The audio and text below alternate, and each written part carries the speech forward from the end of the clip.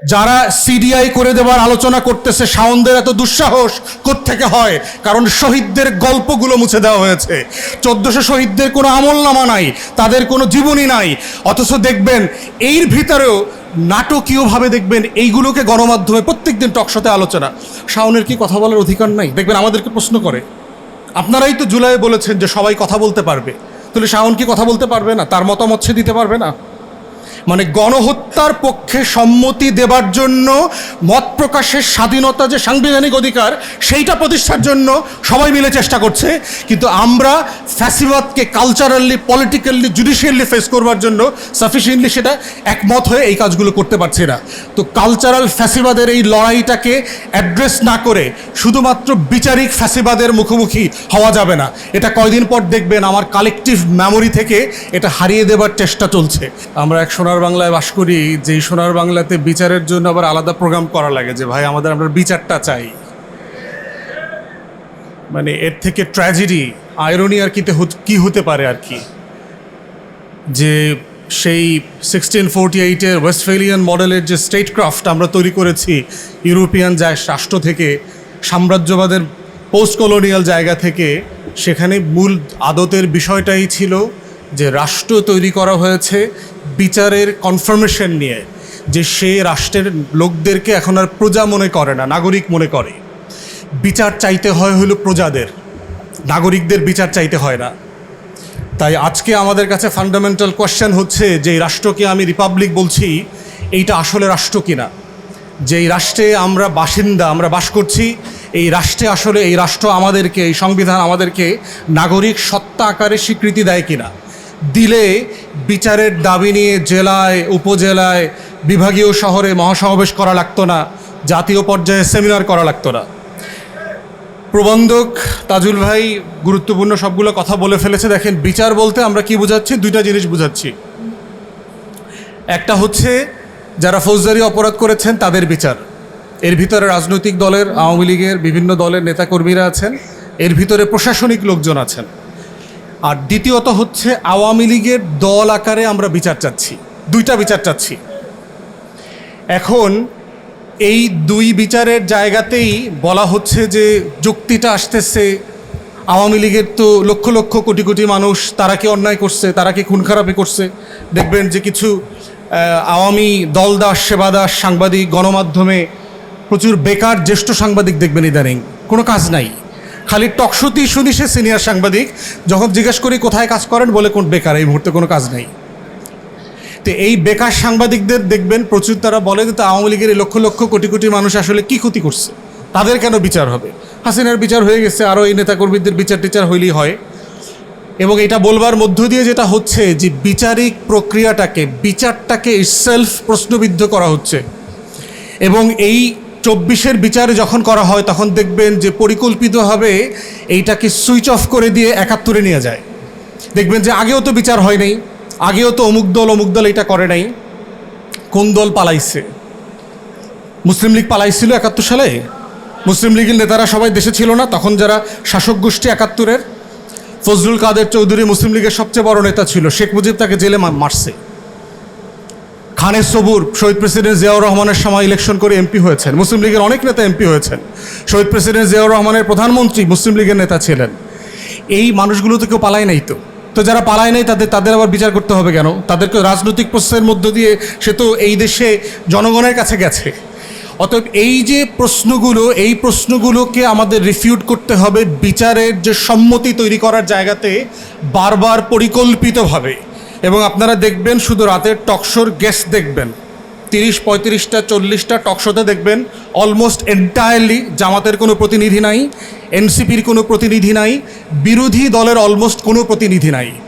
তাহলে 2-3জন মিলে কি আলাপ করে দেখবেন, একটা হচ্ছে লুকানো গুপ্ত আওয়ামী লীগ, একটা হচ্ছে গুপ্ত সাংবাদিক, আর একটা হচ্ছে আওয়ামী বুদ্ধিজীবী। এই আমরা তোমরা মিলে মিলে দেখবেন টকশোতে গণমাধ্যমগুলো ব্যাপক মতামত তৈরি করতেছে এই বিচারিক প্রক্রিয়াটাকে কিভাবে প্রশ্নবিদ্ধ করা যায়, স্লো করা যায়, ইতিহাসের অন্য ঘটনার সাথে ডাইলিউট করা যায়। তো এই জায়গাতে হচ্ছে বিচারিক প্রশ্নের ব্যাপারে আমরা বারবার গত 2 বছর অন্তর্বর্তীকালীন সরকারের সময় বলেছি, এখানে মাননীয় বিরোধী দলের নেতা আছেন, আমরা অনুরোধ করব যেটা আমরা বারবার বলেছি যে একটা কংগ্রেসের মডেলে গণশুনানির আয়োজন করেন, যে সংসদ প্লাজাতে একটা ক্রস পার্টি পার্লামেন্টারি গ্রুপ এবং মানবাধিকার কর্মী আইনজীবীদেরকে নিয়ে আপনারা একটা কমিটি করেন, যেখানে জুলাইয়ের গল্প বলতে মানুষ যাবে, শহীদ পরিবার যাবে, সেখানে প্রত্যেক দিন শুনানি হবে, ঘন্টার পর ঘন্টা শুনানি হবে, এবং আওয়ামী লীগ কী জিনিস সেটা বিটিভিতে লাইভ সম্প্রচার করে টেলিভিশনগুলোতে বলতে হবে, বুঝাইতে হবে। আপনি পুরো জুলাইয়ের সময়গুলোতে দেখেন টেলিভিশনে অলমোস্ট জুলাইয়ের কোনো প্রোগ্রাম নাই। জুলাই শহীদদেরকে আপনারা কোনো টকশোতে কোনো ইন্টারভিউতে দেখবেন না। এই যে এই ঘটনাগুলো কিন্তু কাকতালীয় না। আমরা যারা গণমাধ্যমের চরিত্র বাংলাদেশে জানি, তাদের খতিয়ান আমলনামা জানি, তাদের মালিকানা সম্পর্কে জানি, এগুলো পরিকল্পিতভাবে করা হচ্ছে। আমরা জানি কোথায় কোন হোটেলে কোন কোন সাংবাদিক, টকশো হোস্ট, গেস্টরা মিলে একসাথে কোন কোন রাতে মিটিং করে, এগুলো আমরা জানি, আমাদের কাছে ছবিও আছে। অতএব এই কালচারাল ফ্যাসিজমকে যদি আমরা কালচার দিয়ে পাবলিক কনসেন্ট তৈরি করবার মধ্য দিয়ে বিচারিক প্রক্রিয়াকে হেল্প করতে না পারি, শুধুমাত্র বিচারিক প্রক্রিয়া চলবে না, বিচারিক প্রক্রিয়ার দাবিটা থেমে যাবে। তাই আমরা অনুরোধ করব বিরোধী দলের নেতারা যারা আছেন এখানে, দয়া করে সংসদে এটা রেজ করবেন।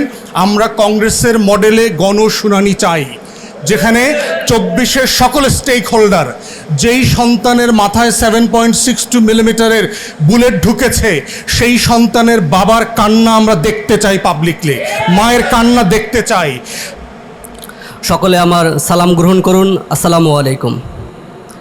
আজকে যখন এই প্রোগ্রামে আসতেছিলাম, বাইরে বৃষ্টি, সেই বৃষ্টি থেকে 24-এর আন্দোলনের সময় বৃষ্টির ঘটনাগুলো মনে পড়ছিল। বৃষ্টিতে বিচে বিচে তুমুল আন্দোলন, বৈরী বাতাস, বাতাসে বারুদের গন্ধ, চিন্তা করতেই কেমন যেন শরীরের লোমগুলা শিহরিত হয়ে উঠল। কি ঘটেছিল সেই দিন, কি বিভৎস ঘটনা!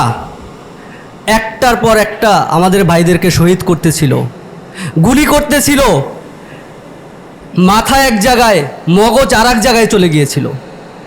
এমন একটা বিভীষিকাময় দিনের মাধ্যমে ৩৬ জুলাই শেষে আমরা যখন সংস্কারের বাংলাদেশ, নতুন বাংলাদেশের কথা বলছি, সেখানে আমাদেরই সাথে থাকা সহযোদ্ধারা এখন নতুন ফ্যাসিস্টের চিন্তা করতেছে, নতুনভাবে ফ্যাসিস্ট হওয়ার চিন্তা তারা করতেছে। তাদের নেতাকর্মীরা দুর্নীতির সাথে যুক্ত হচ্ছে, তাদের নেতাকর্মীরা নতুন করে বৈষম্য তৈরি করতেছে। এই বৈষম্য নতুন প্রজন্মের জুলাই যোদ্ধারা মেনে নেবে না। শহীদের রক্তের সাথে বেইমানি করলে, আহত ভাইদের সাথে বেইমানি করলে, দেশের জনগণের সাথে বেইমানি করলে দেশের মানুষ কিন্তু চুপ করে আর বসে থাকবে না। যেই পার্লামেন্টে বসে আপনারা বলেন যে শুধু একটা নির্বাচনের জন্য আমরা গণভোটে রাজি হয়েছিলাম, এটা তো জাতির সাথে বেইমানি। এই বেইমানির দায়ে, এই প্রতারণার দায়ে আপনার তো পদত্যাগ করা উচিত। যেই ম্যান্ডেট নিয়ে আপনারা নির্বাচিত হয়েছেন, সেই একই ম্যান্ডেটে একই দিনে গণভোট হয়েছে, সেই গণভোটকে অস্বীকার করে আপনারা দেশ পরিচালনা করবেন, সেই চিন্তা আপনাদের দীর্ঘমেয়াদী হবে না। মাননীয় প্রধানমন্ত্রীকে বলতে চাই, মাননীয় প্রধানমন্ত্রী, প্রধানমন্ত্রিত্ব হলো না, কিয়ামত বলো। প্রস্তুতি নেন সেই দিনের জন্য, যেই দিন সাইদ ওয়াসিম মুগ্ধর মুখোমুখি হতে হবে। কি জবাব দিবেন সেই দিন? দেশের মানুষ যখন আবার রাস্তায় নেমে আসবেন, বাংকার বানান আর যেখানেই লুকিয়ে থাকেন, পালিয়ে বাঁচতে পারবেন না, ক্ষমতা আপনাদের ছাড়তে হবে। সুতরাং দেশের মানুষের সাথে বেইমানি না করে, জুলাই যোদ্ধাদের সাথে বেইমানি না করে, আহত ও শহীদ পরিবারদের সাথে বেইমানি না করে গণভোটের রায় মেনে নিন, জুলাই সনদ বাস্তবায়ন করুন। আল্লাহ হাফেজ।